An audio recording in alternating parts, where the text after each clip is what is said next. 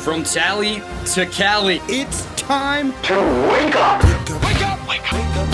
Warchant.com is your ultimate Seminole sports source. And this is Wake Up Warchant, presented by Corner Pocket Bar and Grill. One ball, corner pocket. Now here's Warchant.com's Aslan Hajavandi And Corey Clark. Wake up! What is up, everybody? It's Wake Up Warchant, presented by Corner Pocket Bar and Grill. Coming up on today's show, the kids call it spooky season. Will Florida State be in store for tricks or treats this October? And when you really think about it, the defense, haven't they played well enough? Isn't it on the offense now to take that next step? Warchant.com's Wake Up Warchant is presented by Corner Pocket Bar and Grill, Tallahassee, Florida. CPTallybar.com, the website. Monday through Friday, 11 a.m. to 3 p.m., daily lunch specials. And on Thursdays, cheesesteak sandwich, chicken or steak, your choice. Comes with a side dish, straight fries, the curly fries. You also have your onion rings, potato salad, coleslaw, broccoli, side salad, tater tots, or freshly cooked potato chips. All your options. Fantastic. Only $8.99 for one of those sides and that cheesesteak sandwich. You can't beat it. It's the Corner Pocket Bar and Grill. Be sure to come out on Friday, 5:30, Corey Clark? 5 o'clock. 5 o'clock. Top of the hour. Top of the hour. 5 to 6. And they have live music starting at 8. So you can stick around and listen to some live music. I assume it's I don't know the band, but I assume it's a rock band. And but yeah, we'll be there from 5 to 6. I think the music starts around 8 or 8:30. Okay. Meet and greet, 5:30. Corey Clark, Jeff Cameron, Gene Williams. 5 o'clock. 5 o'clock, sorry. Well, I should say this, Aslan. If you get there at 5:30, we'll still be there. I see what you're saying. 5:45 too. 5 o'clock, Gene. Tom's going to be there as well, the duo that does the post-game show brought to you by DeLuna Coffee. They'll be there, Jeff Cameron, Corey Clark. Maybe I'll sneak out there as well. Who knows? It'll be a surprise. Come on out, Corner Pocket Bar and Grill. Always a great time. As is spending your days scrolling, checking out warchant.com. Columns from Corey, Ira, insight from Tom, our guys recruiting, Michael Langston, Matt Lasser. It's all there over at warchant.com. $1 for a month to join. Hop aboard, won't you? Second third of the season, second trimester. This is when the baby starts developing all its characteristics, or something like that, maybe. This football team hopefully showing us what they'll be about. Corey, we're going to dive into this mailbag throughout today. Let me see what this – I want to start with this guy. Noles Rock. No C in the rock, though, just R-O-K. So maybe it's like an homage to Thor, Ragnarok or whatever. I don't know. Could be. Okay. Never saw it. Hey, Corey and Aslan, wake up. Do you think it might set the fan base up for disappointment when you report from practice that the passing game is, quote, on fire? Can you provide clarification about what, quote, on fire means? You have two really good wide receivers and one of the best quarterbacks in the country. So, the passing game has not been an issue. I know y'all were disappointed with some of the stuff at Clemson. Well, that's Clemson. You got Johnny Wilson and Keon Coleman and Jordan Travis and Jaheim Bell, just that quartet. I don't know how I could be setting anybody up for disappointment. They're really good, and they were good this week, especially Johnny and Keon. But what I was encouraged by, there was a throw, Aslan. I think you were out there for it on Wednesday, where it's 11 on 11. I want to say the ball was at the 15-yard line going in, so red zone play. And Destin Hill's one-on-one in the slot. And I'm not trying to protect anyone. I literally can't remember who was covering him. But Destin Hill is obviously very fast coming out of the slot. It's one-on-one in the end zone. Jordan makes a back shoulder, he throws to the open space, towards the pylon, where Destin's running. I'm trying to make you picture it. He's running basically a go, it looks like, towards the back of the end zone. Jordan throws it towards the pylon, so he has to adjust to it because it's a back shoulder throw. Normally people think back shoulder, they think down the sideline. Anyway, it's a good throw. It's an incredible adjustment and catch. He stops on a dime. He's so fast, but he stops on a dime, comes back to the ball, catches it with a hands catch, and rolls over and secures it for a touchdown. And you see those plays every now and again, and you're like, man, they got something with this dude. They do. I don't know if it's going to be unleashed this year like it should, but that it's just so encouraging to see plays like that. I just think they have some weapons, Ja'Kai Douglas too, that have not necessarily been unleashed yet, that could very well start to be unleashed now that we're into October and through the first 4 games of the schedule. Well, what does on fire mean? Was Tuesday, was it the ball not hitting the ground? Was it Jordan just sharp? All of it. I mean, the receivers caught like 8 straight passes and one-on-ones like we talked about. 6 of them were over 30 yards. In 7-on-7, they were sharp and crisp, and it was really hard to defend. And he was taking what was open, but also hitting shots down the field. I mean, I don't know how to explain it. I mean, you guys have seen what the Florida – that's another thing. It's not like this is 2021 where I'm saying, hey, you won't believe this, but Jordan Travis moved the ball through the air. Like, he made some really good throws. I mean, you've seen it now for the better part of, 15, 16 games. It just looked – I mean, just picture Jordan Travis in Oklahoma. That's what it looked like to me. So I guess that's what I don't know if I'm taking umbrage with it necessarily, but – me saying that the passing game was on fire, it's like, man, it was. And I'm not making stuff up, and you guys have seen it when it looks good. So just picture that. It looked really good. It's not, again, we're not covering Army, where it's like, you're like, what in the world? How did they're on fire? Give me a break. It's like, it's Florida State, man. They got a Heisman candidate and 2 NFL wide receivers and an NFL tight end. Some days they're going to look really good in the passing game. Well, let's get to this one now when I'm, early in the show. Do you think he means like if they don't play well, I've like jinxed it? Like if they come out on Saturday and they don't look good? I mean, it was Tuesday. I didn't say they were going to blow out Virginia Tech, but on Tuesday they looked great. Well, everything about it. Well, coming off a bye week, that sort of revelation afterwards in the first practice that we're able to see just makes it think like they've turned a corner and they bottled up that second half against LSU, and that's what we're going to see moving forward. And if they slog through and win, 38-24 or something, what's going on? Why aren't we dominant? Well, but again, I think the bigger concern for most people listening to this when it comes to the offense is the other aspect of the offense, not the passing game.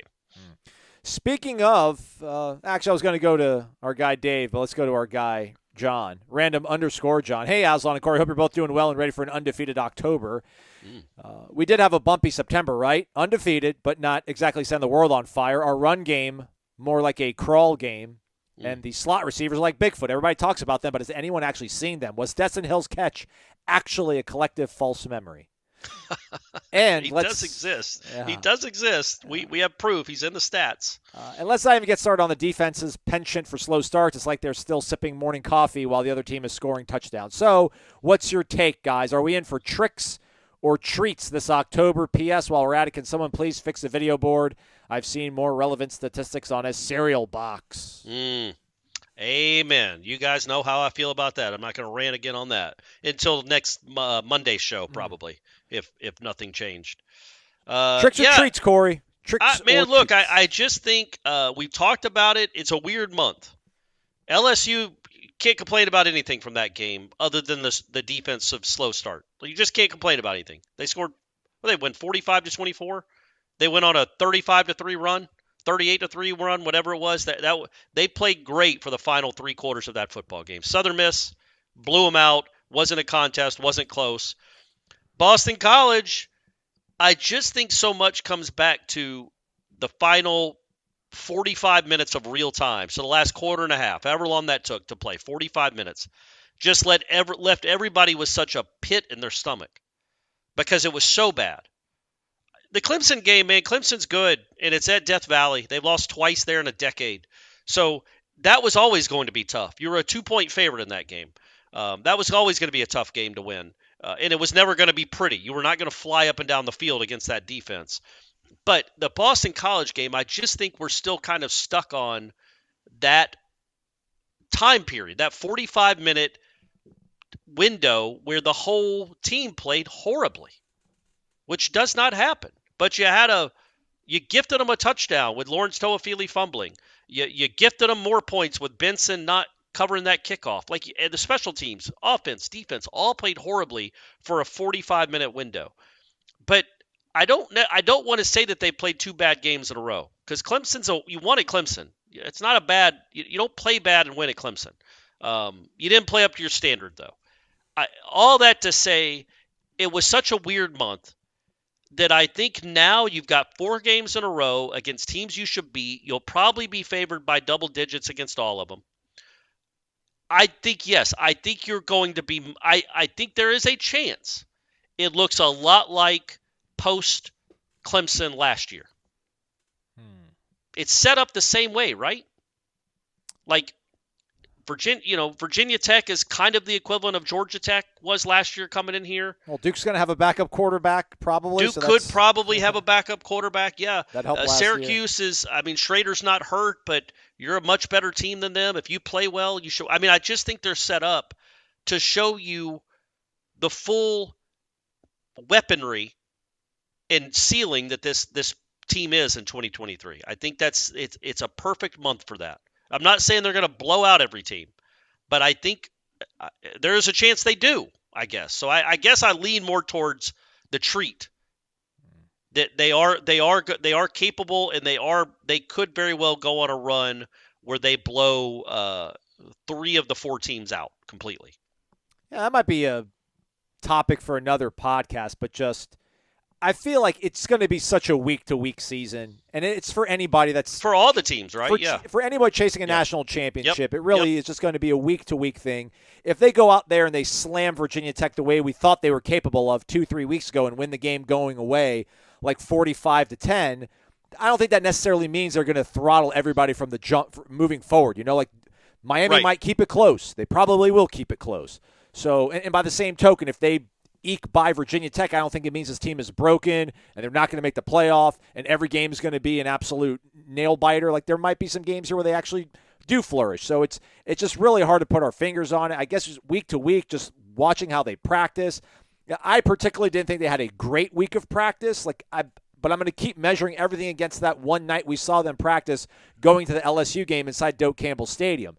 I was listening to the Ryan Russillo podcast and Todd McShay was talking about just no matter what is on the line in the Red River rivalry, it's something different about that game. The way it sounds on the field, the way the physicality, the speed, the effort everybody's running with. Like they showed that night in Doak Campbell getting ready for the LSU game. I'm like, this team is scary good, like absolutely frighteningly good.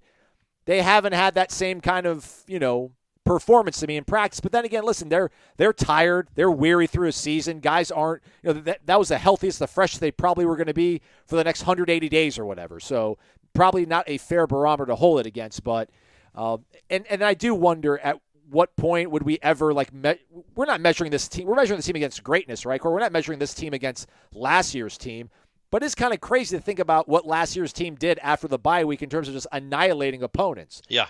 But, just win doesn't maybe necessarily need to be that way. And just because you're not blowing out teams doesn't mean this team isn't any better than last year's team, right? It's a whole bunch of stuff going on there, my word salad of a response to you. But, it's going to be a week-to-week thing, I guess, is what I said to start off with, and could have saved you folks the other 90 seconds of it. So, but I also think that's just the nature of the sport, and Absolutely. that's all. Every team, not just every team that's chasing a championship, every team is going to have a week where they play incredible, and you're like, where did this come from?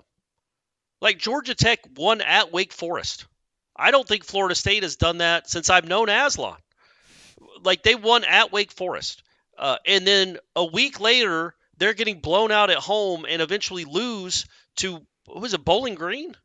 Georgia Tech? Yeah.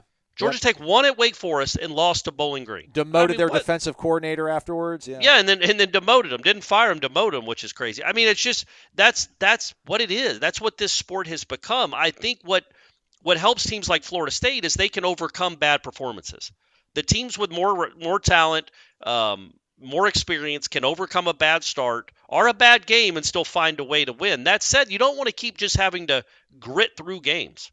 You do want to put it all together, but it's not tenable to think that you're going to put it all together each week. Like when Florida State in 13 played at Wake Forest, they beat them 59-3, and the offense was abysmal. Like I think the offense had less than 300 yards of total offense for that, and for that team it was incredible. Like they were not sharp. Jimbo was furious after the game for Jameis throwing it to Giorgio Newberry, trying to get him his first career catch on a 4th down instead of actually taking what was in front of him. Like Jimbo was furious, and they won 59-3. The defense scored 3 times, I think, and had 7 interceptions, but the offense wasn't good. Then next week, the offense was incredible. And so there's always going to be fluctuation, even with all-time great teams. And this team isn't that. It's a good team. It might be a national championship team. It's not an all-time great team. I don't know that they exist anymore. I don't know that you're ever going to have maybe LSU was the last hoorah, but we thought they were just good on one side of the ball.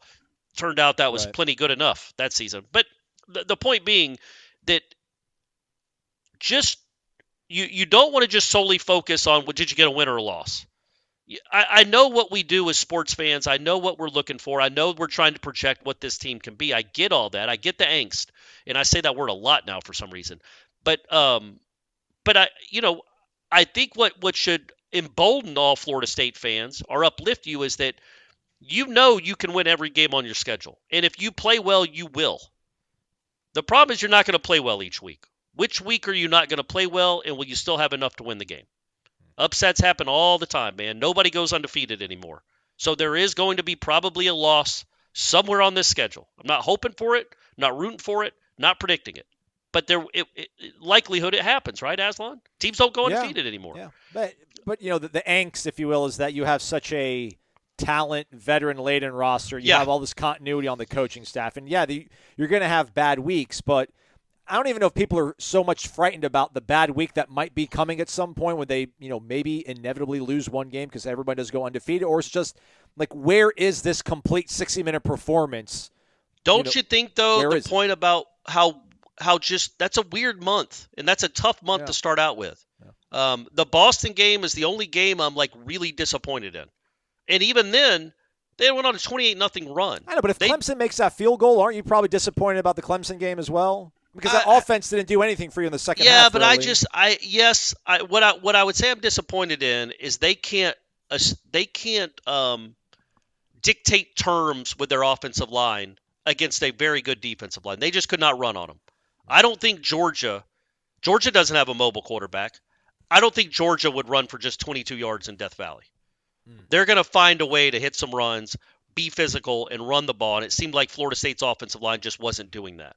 But you did have an injured quarterback. And I just think that with this offensive line, which is made up of good players but not stars, not first or second round picks probably, you need a quarterback, especially in this offense with this guy. I think you need him to run a little bit. I would have been disappointed in how the running game was, but I don't know. They were a 2-point favorite and they would have lost by 3. I would not have been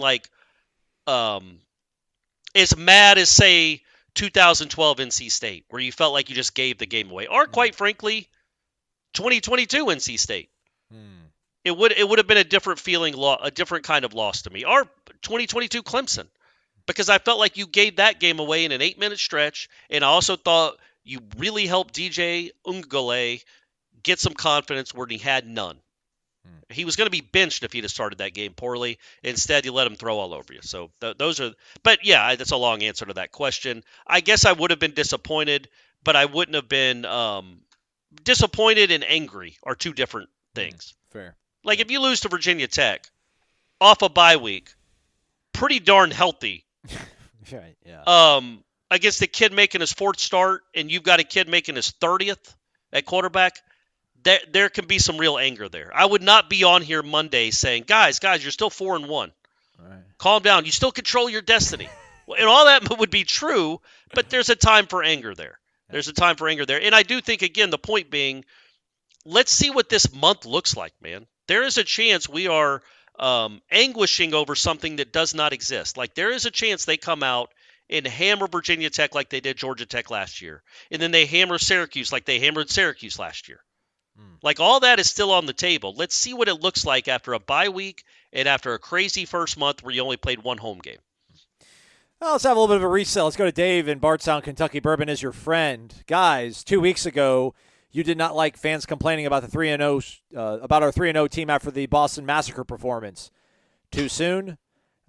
But last week, Corey is picking nits about the best play of the season so far, asking why Kalen DeLoach isn't 4 steps closer to the line of scrimmage before he separated Klubnik's dignity from his soul en route to equaling Clemson's second-half points. Wonders where is the annual segment that I do with a player. I don't know what happened this year. Maybe next year we'll get back to it. For the record, I believe we're about to go on a ridiculous run for the remainder of the season.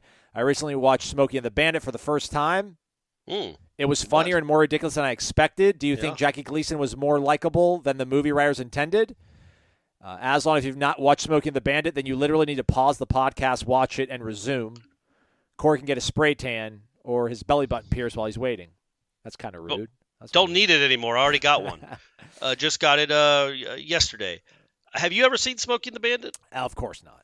No. Oh, well, I don't know how it ages. Dave says it ages fine. I'm not sure, but Jackie Gleason is hilarious in it. Yeah. He's just really funny because he's chasing Smokey all over the Southeast trying to find him. And it's, the plot is pretty thin.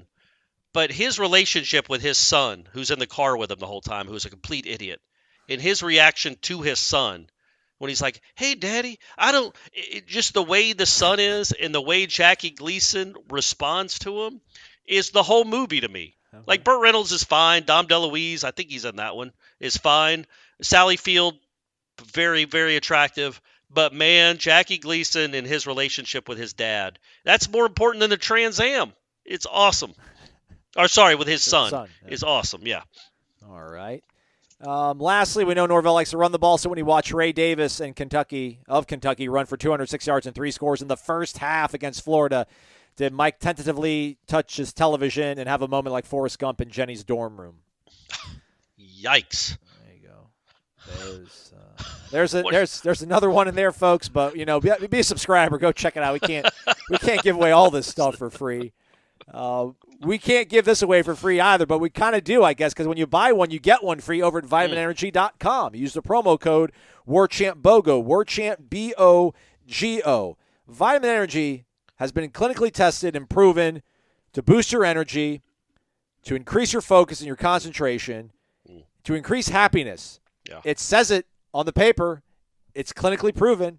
There's data. There's an abstract and everything, Corey. It's like 12 pages printed on really, really good stock paper, which matters to a guy like me. I appreciate those kind of things. Hopefully you folks can appreciate having 260 milligrams of caffeine without any sugar in a portable, less than 2-ounce shot that you can carry with you anywhere. You can leave it on your desk, be the coolest person in your office, take it with you to the gym. I leave a couple in my car. I leave a couple on my weekend bag whenever I get out of town, whether it's going home or hitting the road with Irish O'Fell and Corey Clark.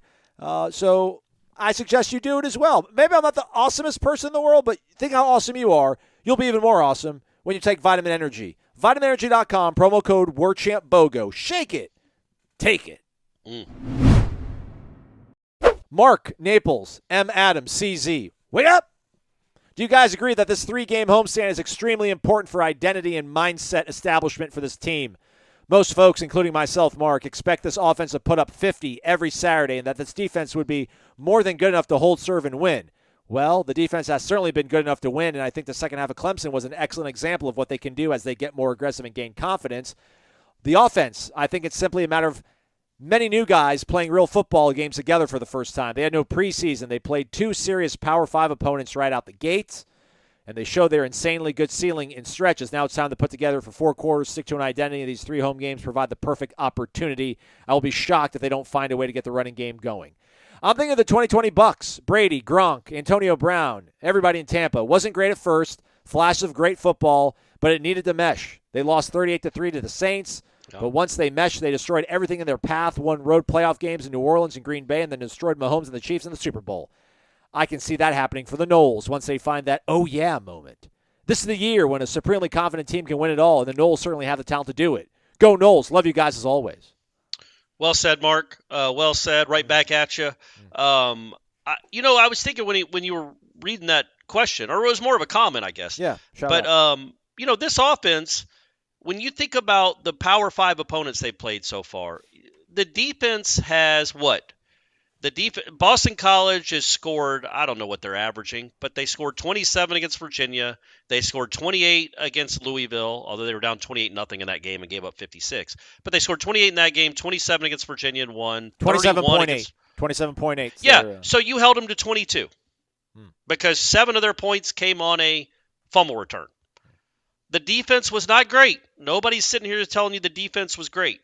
The defense was good enough in that game. to get you a win, a comfortable win if the offense hadn't have just melted down on the final 3 or 4 drives of that game. So go to LSU.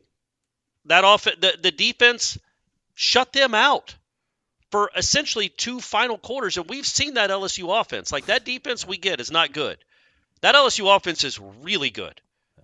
And, I think they scored – you went on a 38-3 run. They scored 1 field goal on like 6 drives or 7 drives. I don't know if they'll have another stretch like that all season where they go 6 possessions and get 3 points. Maybe Alabama. Or maybe A&M. They both have very good defenses. And then the game with Clemson. The point being, the defense, I wouldn't say, other than the LSU game, I guess, the defense has not let you down. I'm sorry, the offense has kind of let you down. In regards to preseason expectations and what you need from this unit. Scoring 24 against Clemson, that's normally at Death Valley, probably isn't going to be enough to win typically, but your defense made it hold up. It got stops and then gave you 7 points. I just think if this defense, even if it doesn't get a tick better, if it doesn't improve at all, which why wouldn't it? But even if it just stays what it's doing right now, this defense can get you to the playoff and probably can win you a national championship if this offense becomes elite. That's what I want to see this month, the more I think about it. I want to see an elite offense. Yes. The defense is fine. This offense has to be next level because it was to end last season. Find it, and it was against LSU and I guess Southern Miss. Find it again. You've got a month to find it before you go on. 3 weeks. You go on the road to, Duke, so 2 weeks. Duke's a real challenge. You've got 2 weeks to find this offense and become elite. Because I can promise you, the other elite offenses in the country, Washington, USC, name another one, Duke would give them issues, but they would not be scared of Duke. And they would put up points on Duke. And they certainly would put up more than 31 on Boston College, even if they didn't play well. So find it. The talent is there. The quarterback is good. This system works. This month could be all about, starting on Saturday, finding that offensive rhythm and blowing teams the F out offensively. By the way, Florida State only allowed 7 points in the second half against LSU. LSU's first drive, 36 yards, and they punted, 25 yards, and they threw a pick, -4 yards, and then they punted, 39 yards, and then turned it over on downs. And then they had that one bust on a true freshman cornerback for their lone score. The whole true freshman secondary. Yeah, that was all. That's all they did. And going back to the first half, they kicked a field goal on their last drive because you had them in third and forever and let that draw hit.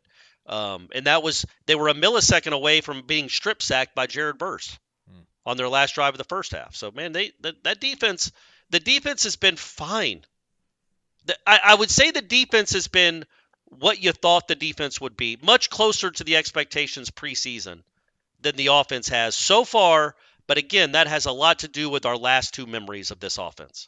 And one of them was Clemson, which is a whole different deal. Sorry. No problem. No context. I just want to play this. It made me laugh, Cord. Maybe you guys can use it on Coach Speak. This is Brent Pry from Virginia Tech. Brent, being more than 3 touchdown underdogs, does that change anything as far as how you approach it? Might you consider taking more shots? Do you want to control the clock? How do you approach? What's the path to victory, I guess? I didn't know we were 3 touchdown underdogs, so no. That's it. That was it. That's all. That was the end of the answer? Dude, he does that a lot. Oh, wow. Okay. He does that a lot when he doesn't like your question. Okay. Scotty FSU. His brother's Todd, FSU Todd, but his name really isn't Todd, I don't think. Panama City Beach, stand up. Oh, okay. All right. Yeah. It was too late to get the question in last week, but let's take a ride in the what if Scott Stapp voice. What if? What? Creed? Yeah. I know one.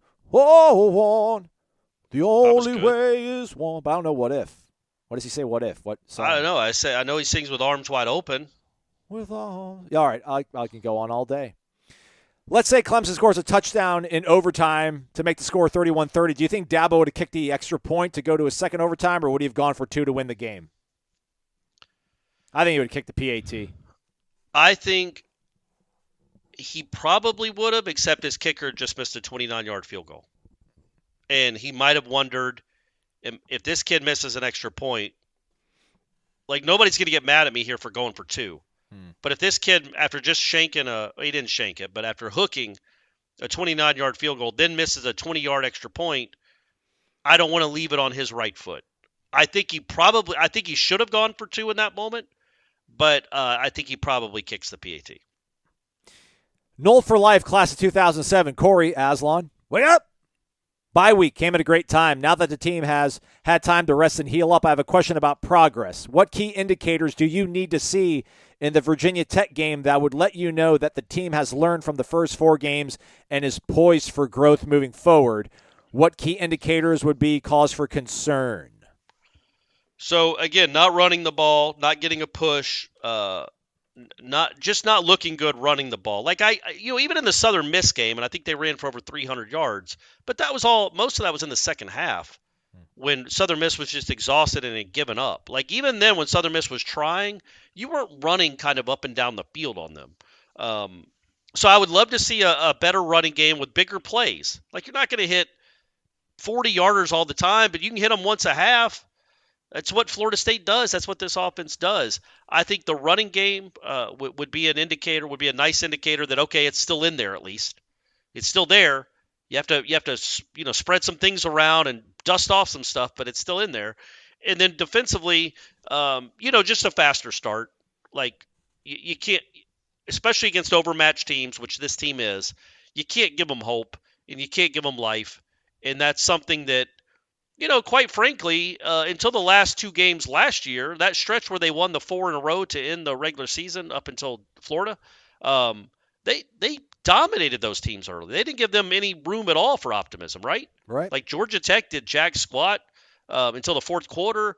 Miami did nothing all game. Syracuse did nothing all game. Louisiana didn't belong on the field with them. Like the defense came out and stuck it to the opposing offense early. I would like to see that, a little more of that. Quit getting yourself in a hole and giving up such easy plays to start games. I'll add to that success on first down offensively. Yeah, that's a good one. That is a good one. I mean, I know they don't necessarily they don't have a tell. I mean, they're pretty balanced on what they do. Which, speaking of which, they've ran the ball 125 times this season, Corey, and they've thrown the ball 125 times this season. Can you believe that? That's what's the yardage difference? They have gained net 591 rushing, 1,108 passing. Okay. Maybe start throwing the ball a little bit more. Yeah, 4.7 yards per rush, 18.9 yards per pass. So not bad. But yeah, first down, they're not necessarily throwing it all the time. They would run it sometimes, but just win it. Keep the chains, not the chains moving necessarily, but get positive yardage that gets you into this sort of, momentum that creates future big plays based off of that. Because, when you go incomplete on first down, that doesn't stall a drive out, but it makes that sequence that much more difficult. So let's win first downs. Especially when it seems like he is dead set, at least it seemed like this in the Clemson game, that one of the first 2 downs he's going to run the ball. So if you throw an incompletion on first down, you're running it on 2nd and 10, and now it's 3rd and 9. Yeah, didn't love that stuff. Yeah. He did that way too much in the Clemson game against that defense, I thought. But self-scout, learn from that. Aslan's right. Enough with the 3rd and longs. 3rd and shorts are manageable because a lot of times he's going to go for it on 4th down anyway. Yeah, start winning those early downs more on offense. Well, however that has to be done. Whack 169. Wake up, guys. 2-parter. After watching the LSU Ole Miss game, my overall enthusiasm took a real hit on the ceiling about the offense. Did it do the same for you guys? I mean, good Lord, LSU's defense is atrocious. I was watching the game and was thinking, damn, maybe FSU really isn't that good. I was running around town back home in Clearwater, so I was listening on the radio, but I'm not a very big believer, Corey, in the inverse property where, we did this against that team, and then the transitive. Transitive. Yeah. Apologize. Thank you. I don't subscribe to that all the time, so I don't in this case. It hasn't affected my enthusiasm. I don't, people are asking me, hey, so do you think, Mike's a better coach than Lane yet, Aslan? I'm like, I don't know, man. We'll see how it goes. I don't think that one game dictates anything for either of these teams, but the more we I guess talk I would about ask though, if you're worried about the offense because of that game, aren't you buoyed by the defense then? Right. Because the defense held that LSU team to half as many points as Ole Miss did. So if you're going to if you're going to be down on the offense because of that game, and that Ole Miss put up a gazillion yards, which they did, then you should be more impressed with what kind of defense you might have. Because LSU didn't look like that against Florida State. Those receivers weren't just dominating Florida State DBs. The only kid that really did much, had the 80-yarder at the end of the game. So I think it can work both ways there. But no, every game's its own game. Clearly, LSU's defense putting up that kind of yardage and points on LSU's defense isn't some wild result. There are going to be more teams that do that because that secondary is the secondary is not good. And by the way, did you see the news on their safety? The one that had the brain.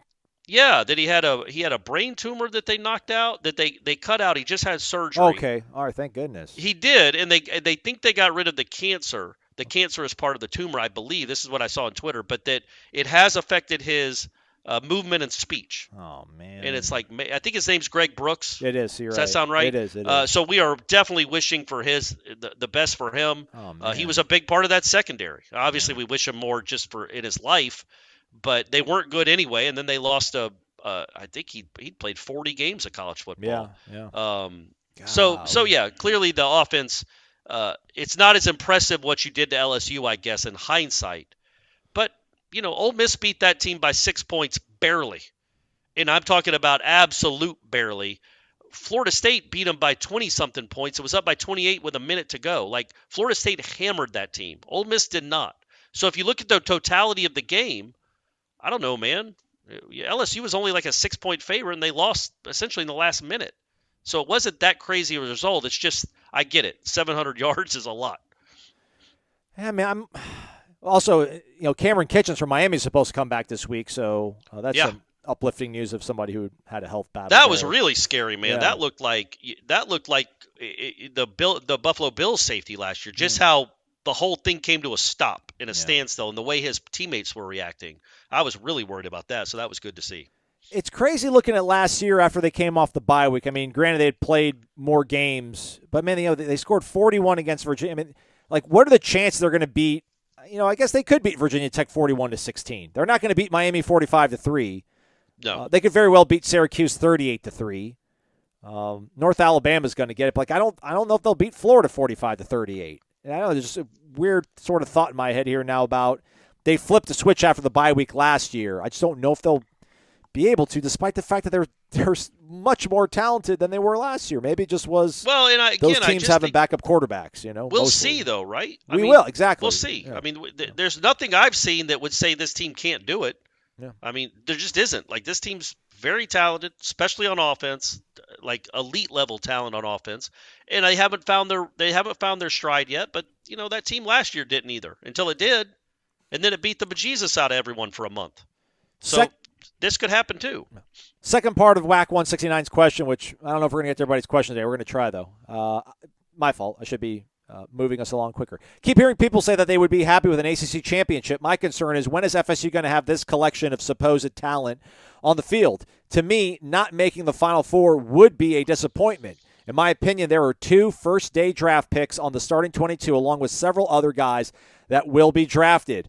With the way recruiting has gone the last few years, where is all the talent going to come from for the next couple of years? Do you guys feel that this year is bust, make or bust, at least for a few years? Just think with the trouble versus Boston College and the impotence versus a good Clemson defense, I have a bad feeling a lot of us are going to be disappointed at the end of the season. If we lose to Miami and their recruiting really goes into the stratosphere, it makes me sick to my stomach. Talk me off the ledge. Well, if you lost to Miami, there's a decent chance you get to play them again in the ACC championship game. No, I mean, I just think the first goal has to be getting to the ACC championship game. Like, I get you can look ahead and be like, okay, who's going to be the quarterback? What's the receiver core going to look like? Is this team going to be any good at all? It's going to take a major step back. I don't think that's going to be the case, but we'll see. But, it's been 9 years since Florida State won an ACC championship. So don't, in my opinion, don't just ignore that goal and leap past it for a playoff spot in a national championship. Like, first things first, get to that. I just don't think that's something that should be dismissed when you haven't done it for 9 years. Enjoy it. Hopefully they get there. Hopefully they win it. I mean, it's been 9 years since they've been in Charlotte. I thought that was going to be an annual trek for me as a Florida State media member, that I would be in Charlotte the first weekend in December every year. And it's been 9 years. So, that's a big deal to win an ACC championship or to play for one, because it hasn't happened here in a long time.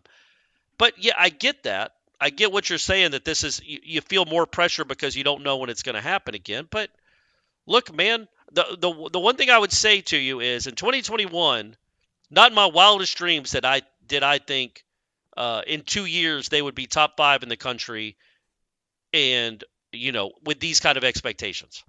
That was, again, we just hit like the 2-year anniversary of them being 0-4.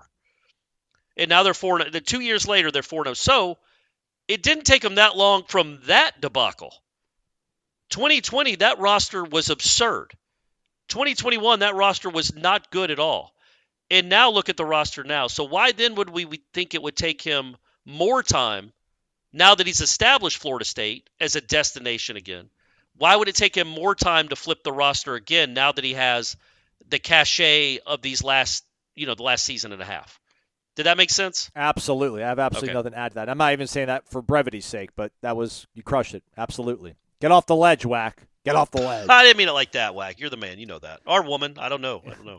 MyBookie.ag, promo code WARCHANT, instant cash deposit bonus when you use that. So based on the percentage of money that you put in, you'll get a matching deposit bonus. You can bet anything, anytime, anywhere at MyBookie. Futures, this week's games, live casino. It's always open for you over at MyBookie.ag. Corey, we gave our picks out on yesterday's show. Go find them yesterday, folks, and use those as needed. Entertainment purposes, boys and girls. Florida in Nashville taking on Vandy. Vandy getting 18.5. It's in Gainesville, though, right? I don't know. Show on my end, it's showing. Well, they played in Nashville last year. So I don't know why they did that 2 years in a row. Yeah, it's weird because the way it's formatted. You're right. Carry on. So I guess in the swamp maybe makes it less enticing. This is crazy. Why is it it shows every game like Kentucky versus Georgia, which means Kentucky at Georgia. Right. But then the top line is the home team and the away team is the bottom team, which is usually not the case. Usually the home team is the bottom. But I digress. I get it, man. I get it. I digress. I get it. Or how about Louisville Notre Dame? Is that one enticing? Oh, there you go. That's better. What's the spread on that? Louisville +6. I like Louisville. Ooh. Louisville. I like Louisville. Louisville. Okay. It could be a welcome to reality moment. Probably will be, I guess. But I think they're going to keep that close. I think it's going to be a close game. Okay. There we go. MyBookie.ag. You can check out Wednesday's show for our picks. We'll see how the competition goes. May the best man win. May your best picks be fruitful. MyBookie.ag. Again, promo code is WARCHANT. The Walking Nolo 1. Shout out to Corey Clark for the best hour number 2 call ever. I was feeling it, Aslan. I was feeling it. Thank you very much.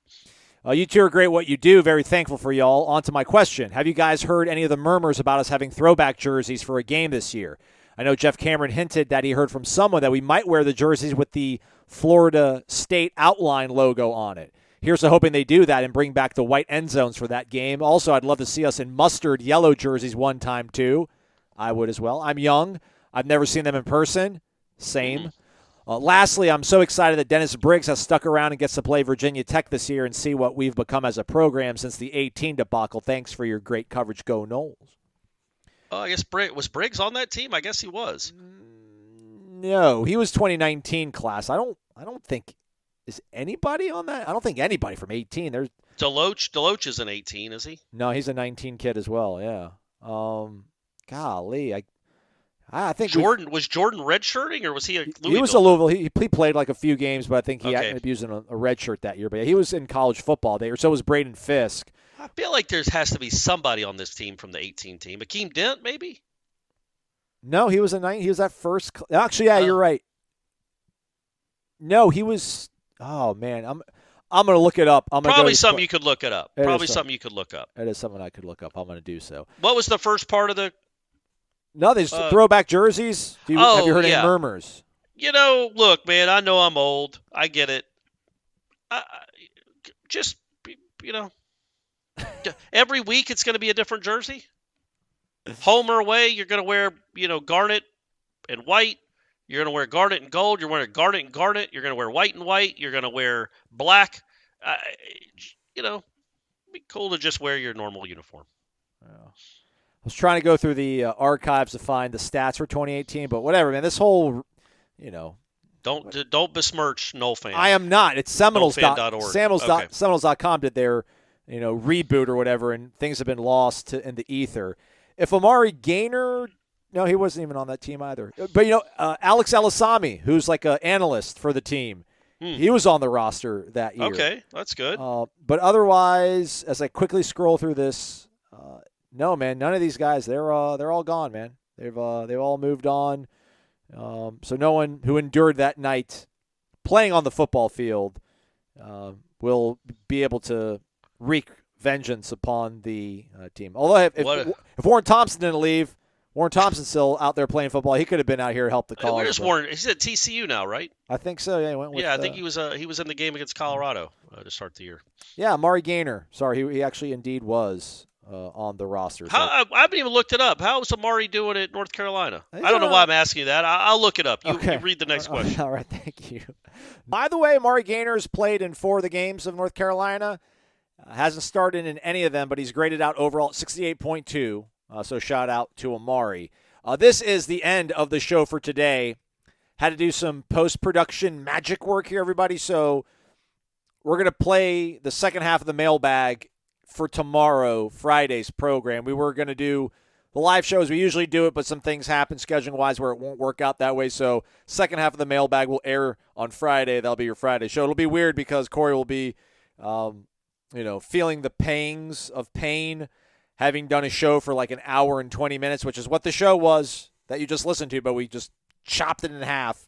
And we're going to save the second half for Friday so that you have something every single day of the week to listen to on your workouts, your walks around the park, and whatever else you do while you're listening to us, which is awesome. We appreciate the heck out of all y'all. So we're done. Warchant.com, never done. It's a website, so it's always there all the time. And then 1 to 3 o'clock, Jeff Cameron Show. He and Tom get you ready for the game. So tune in then. Warchant.com, your ultimate Seminole sports source, content over there as well. Matchup report coming up. Warchant report powered by Cummins coming up as well. We ain't stopping. The show just going to take a little bit of a break for a minute. He's Corey. I'm Aslan. Thank you for listening to Wake Up Warchant, presented by the Corner Pocket Bar and Grill.